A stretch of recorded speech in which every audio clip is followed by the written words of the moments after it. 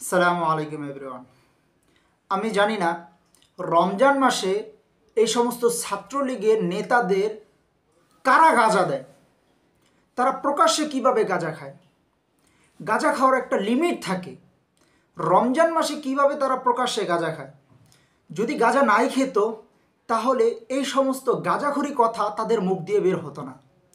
কারণ তারা কি কথাগুলো বলছে, তারা বলতেছে ছাত্র শিবিররা কিভাবে, তাদের কোনো আয় নেই, কোনো অর্থ নেই, তারা কিভাবে রমজান মাসে প্রতিদিন 3 লক্ষ টাকা করে ইফতারে ব্যয় করে এবং মাস শেষে 90 লক্ষ টাকা কিভাবে তারা ইফতারে ব্যয় করে।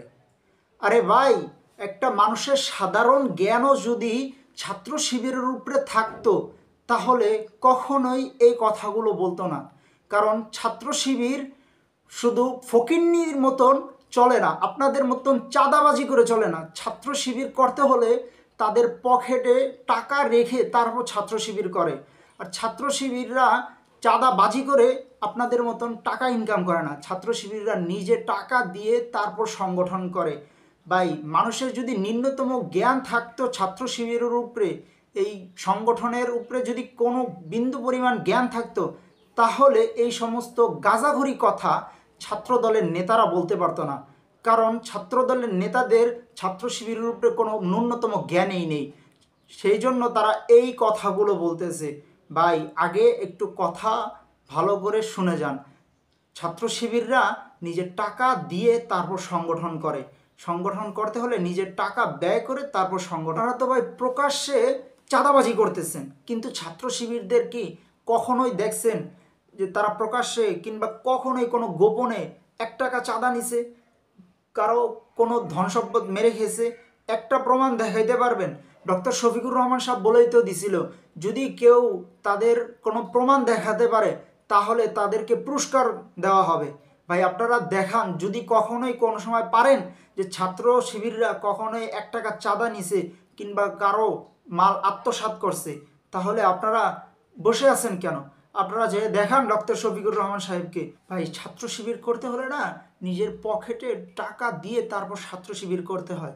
ভাই, ছাত্র শিবিরদের যারা সমর্থক, কর্মী, সাথী, সদস্য আছে না, এই 4টা স্তরের সবচেয়ে নিম্নতম স্তরের যারা সমর্থক, যে সমর্থক যারা হয় তারাই প্রতি মাসে তাদের কিছুটা ইয়ানত দিতে হয়। কর্মীদের তাদেরকেও কিছুটা ইয়ানত দিতে হয়।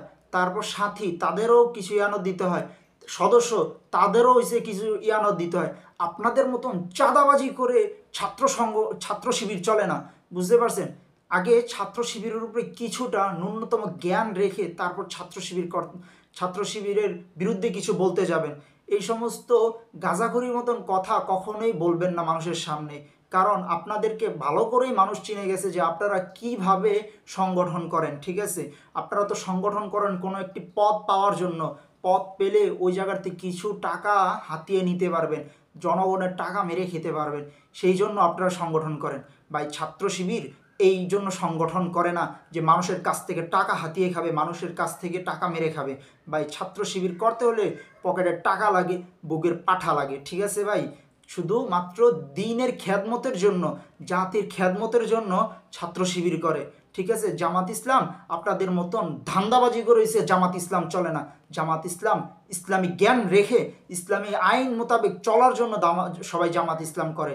ঠিক আছে ভাই, ছাত্র শিবিরকে নিয়ে এইভাবে উল্টাপাল্টা গাঁজাখড়ির মতন কথা বলবেন না। ঠিক আছে, কথাগুলো মনে রাখবেন। দর্শকরা, ভিডিওটি যদি ভালো লেগে থাকে সবাইকে প্রচার করে দিন এবং সাবস্ক্রাইব করে সাথে থাকার চেষ্টা করুন। আসসালামু আলাইকুম।